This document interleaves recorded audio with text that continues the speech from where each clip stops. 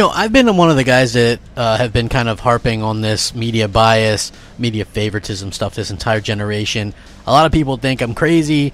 I know myself and Mooch and various other members that I podcast with have kind of brought this up.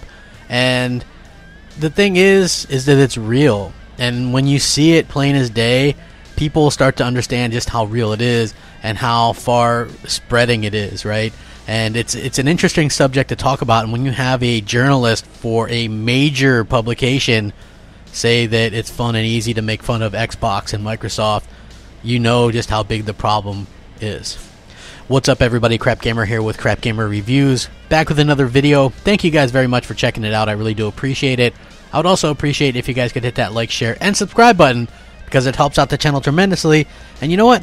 It means a lot to me personally. I really do thank you guys for continuing to rock out with me. It definitely means the world to me. So, with that being said, the Xbox has had a rough generation, to kind of, say the least. I think that it's an unfortunate thing.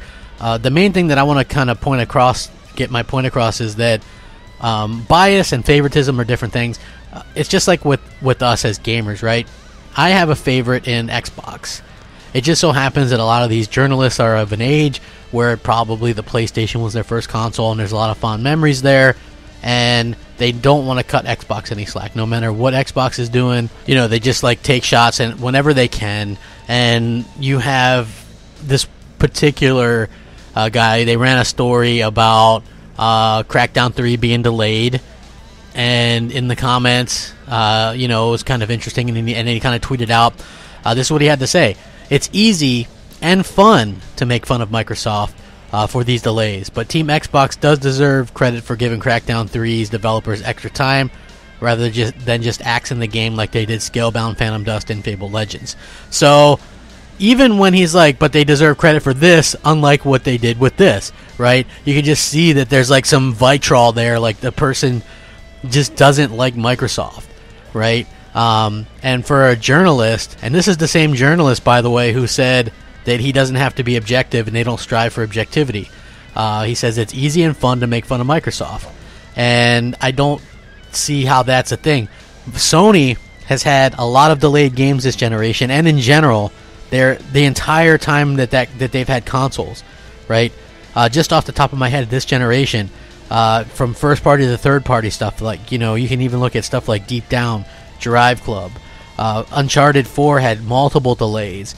The Order 1886 had a lengthy delay. Drive Club had a delay.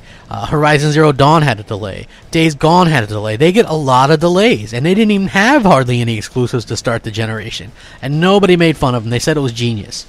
So when you have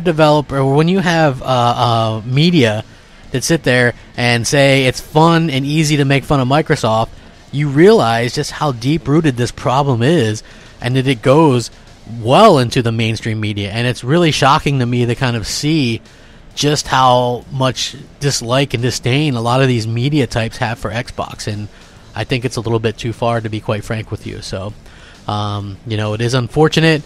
There's not even much left you can say about it, to be honest with you. I think it's nonsense, and the point has been proven that there is a media bias, there is a media preference for Sony. I get it. I just wish that people would give Microsoft their due credit. They've made a lot of changes this generation. They've done a lot to be pro-consumer, and they get zero credit for it. So I would love your guys' thoughts and opinions on this. Please let me know what you think. Rate, comment, subscribe. Thanks for watching. Rack 'em up. Crapgamer out.